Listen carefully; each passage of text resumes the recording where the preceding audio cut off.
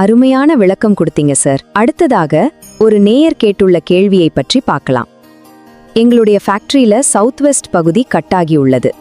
இதனால நான் நிறைய பிரச்சனைகள் ஃபேஸ் பண்ணிட்டு இருக்கேன். இந்த பிரச்சனைகளுக்கு வாஸ்து குறைபாடுகள் தான் முக்கிய காரணம் என்று கூறுகிறார்கள். இதற்கு தீர்வு இருந்தால் கூறுங்கள். ஓம் ஸ்ரீ சத் ஸ்ரீ குருவே நமக. வாஸ்து டிவி நேயர்கள் அனைவருக்கும் அன்பான வணக்கம். அந்த கம்பெனியில் அந்த ஃபேக்ட்ரியில் சவுத் வெஸ்ட் கட் ஆகிருக்கு அப்படிங்காங்க. சவுத் வெஸ்ட் கட்டான ஃபேக்ட்ரியில் கண்டிப்பாக பிஸ்னஸில் நிறைய தடைகள் ஏற்படுறதுக்கு வாய்ப்புகள் உண்டு.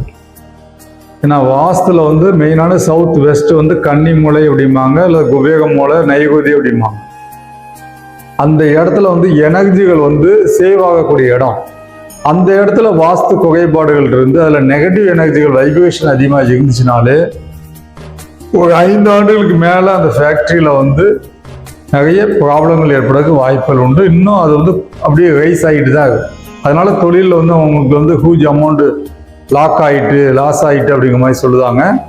கண்டிப்பாக அந்த எனர்ஜிகளை நம்ம செக் பண்ணிட்டு எங்கிட்ட இஎஃப்ஐ சிஸ்டம் இருக்குது, எனர்ஜி ஸ்கேனாக வச்சு கம்ப்ளீட்டாக அதை செக் பண்ணி பார்த்துட்டு எங்கே அந்த நெகட்டிவ் எனர்ஜிகளுடைய ஃபார்மேஷன் எந்த இடத்துல அந்த பாயிண்ட் இருக்குது, ஜியோபதிக் ஸ்ட்ரெஸ் பாயிண்ட்டுகள் இருக்கா, இந்த நெகட்டிவ் ஃப்ரீக்வன்சினுடைய பாயிண்ட்டுகள் எங்கே இருக்குது அப்படிங்கிறத ஃபுல்லாக அனலைஸ் பண்ணி பார்த்துட்டு எங்கள் டீமில் போய் அனலைஸ் பண்ணி பார்த்துட்டு அதுக்கு உண்டான மெட்டல்ஸ் ட்ரீட்மெண்ட் நம்ம குருநாதர் சொன்ன சித்தர்கள் முறைப்படி அந்த இடத்தோட எனர்ஜிகளை நெகட்டிவ் எனர்ஜிகளை பாசிட்டிவ் எனர்ஜியெலாம் கன்வெர்ட் பண்ணக்கூடிய அந்த மெட்டல் ட்ரீட்மெண்ட் மூலம் பாசிட்டிவாக கண்டிப்பாக கொண்டு வர முடியும். இதனால உள்ள தடைகளை நிச்சயமாக நிவர்த்தி பண்ண முடியும். எங்கள் குருநாத ஆசீர்வாதத்தில் நிறைய ஃபேக்ட்ரிஸ் பண்ணி கொடுத்துருக்கோம். நீங்கள் எங்களுடைய யூடியூப்பில் பார்த்தீங்கன்னாலே தெரியும். நன்றி, வணக்கம். வாழ்க வளமுடன்.